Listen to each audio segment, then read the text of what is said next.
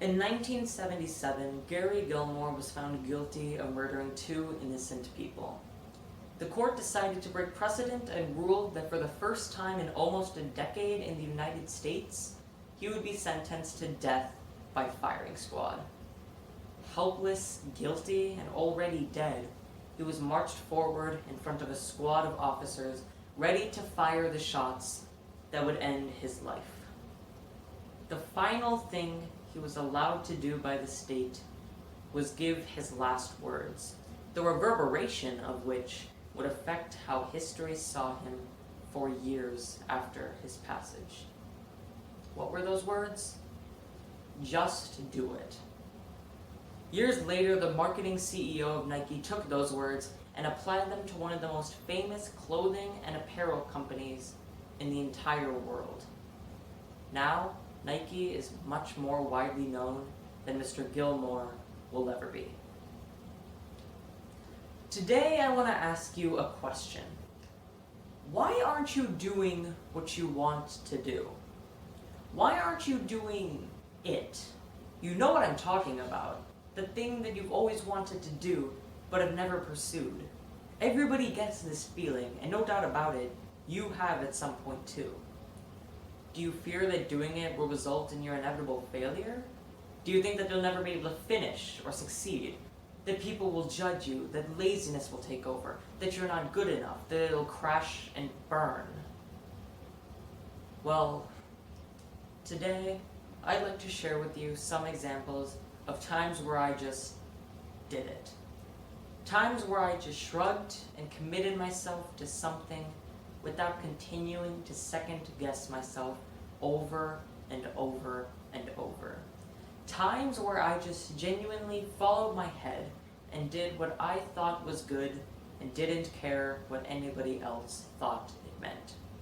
Hopefully this will show you just how easy it is to have a talent, a passion, or a driving force, and how easy it is to let it slip away forever, leaving nothing but guilt and thoughts of what could have been behind.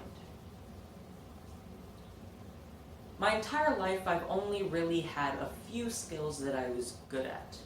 Just 3. Public speaking, writing, and acting. These were things that I thought were fun and enjoyable to do, but mostly just because I was naturally good at them. But I never really thought about how I could improve them or use it for something meaningful or otherwise help take out that skill. I would just let it stay there, only using it whenever I had to give a presentation at school or whenever it was mandatory to do something along those lines, like at an assembly. It just lay there, festering, existing, but not being used at all. But last year I began to notice a pattern. I would walk in the halls and see posters advertising things like young authors, acting, and speech. And almost every single time, I would do the exact same thing. I would put it off, shrug, sometimes even purposefully and deliberately distancing myself from even the thought of joining any type of club like that. And honestly, I don't know why. I was good at those things. I had a lot of fun when I was participating in those types of activities. So then why was I so reluctant to take part in those clubs? In the 8th grade, I tried something. The student council had just been reintroduced under the new principal, and one of the main factors in getting elected was delivering a speech to the entire grade. And for some reason, this time, I actually went to the meeting. Had this happened a year ago in the 7th grade, I would have ignored it and waited for the election to already happen, be over, and continue. And then I would think, why didn't I ever join when I had the chance? But not this time.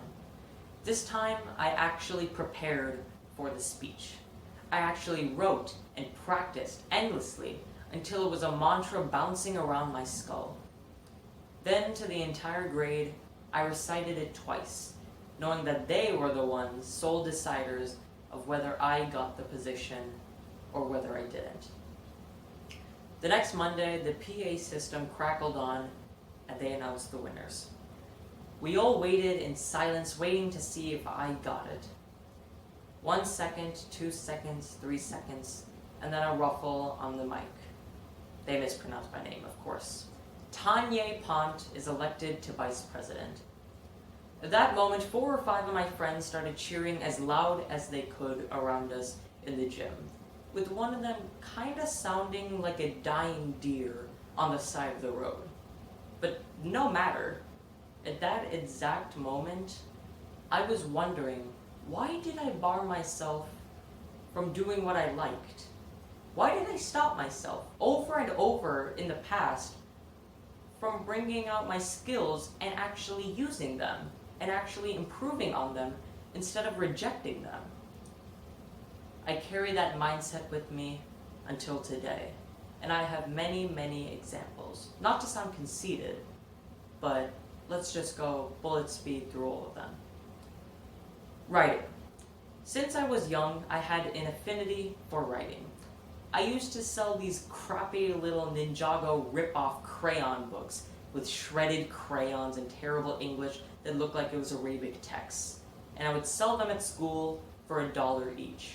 I still have a whole stack of them at home, but that's beside the point.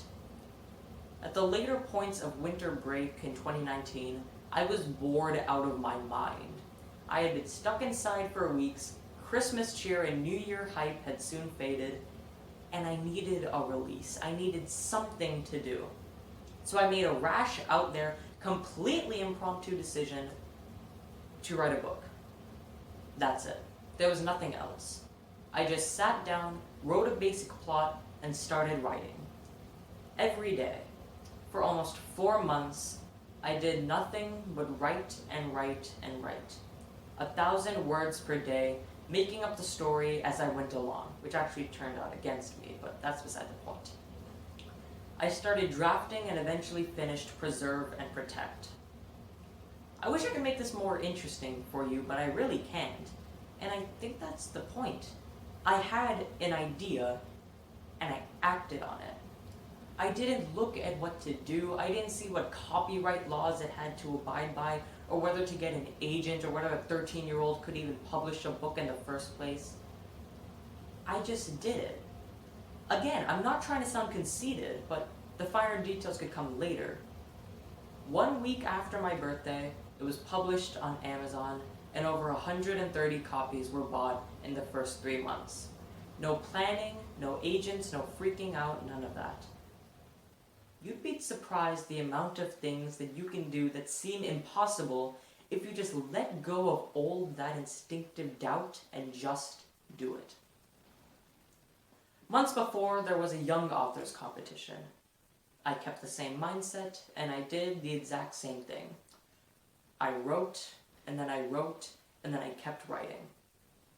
I tied for first place with another really talented writer and got the opportunity to go to Indiana for a students' writer conference.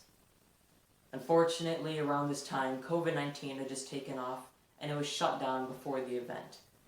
But that was okay, because I was moving on to my next task. This ends soon, I promise, but there's something you should know.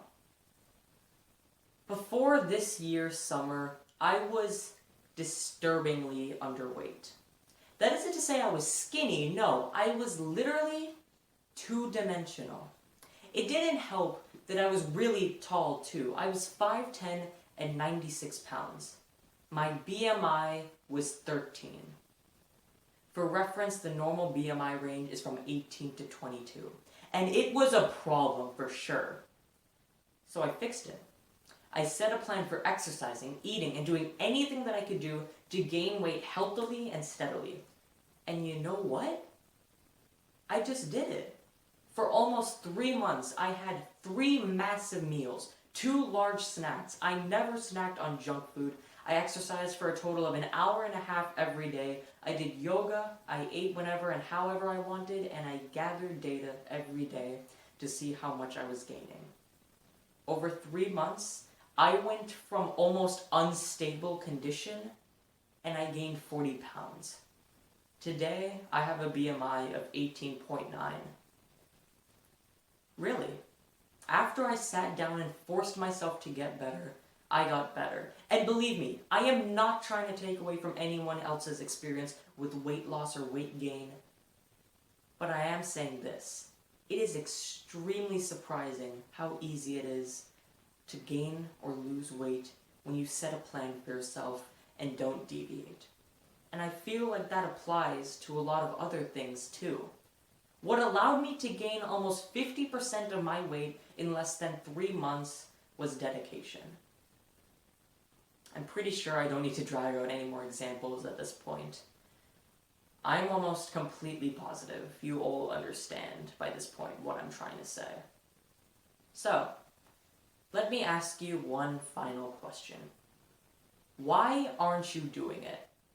I don't care whether you want to admit it or not, but you have a talent or some kind of driving passion in you. We all do. It doesn't have to be unique, but it is a driving force. Some kind of ability, aspiration, talent, achievement that you want to complete, and yet we never fail to make excuses as to why we won't chase them. That's what we don't fail at. I had a quiz. I was feeling down that week.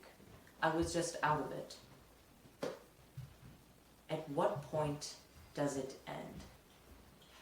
At what point do we stop making excuses and just do what we want to do?